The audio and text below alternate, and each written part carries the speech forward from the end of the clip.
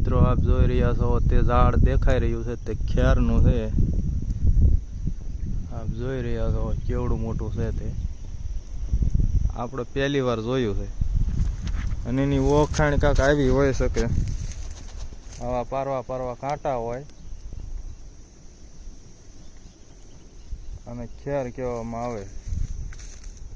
આ તો નાનો રોપડો છે કપાઈ ગયેલો, પણ આ તો મોટું ઝાડ છે. હળીકમાં આવડું થડ ઝાડું છે.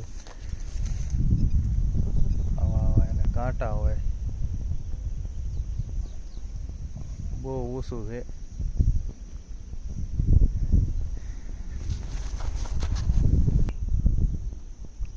ખેરનું લાકડું છે, ઝાડ હશે.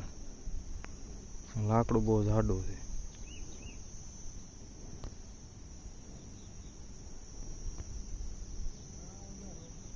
છે રોપડા. આ ખેરનો રોપડો છે, આપ જોઈ રહ્યા છો. આ ખેરનો રોપડો છે, આપ જોઈ રહ્યા છો.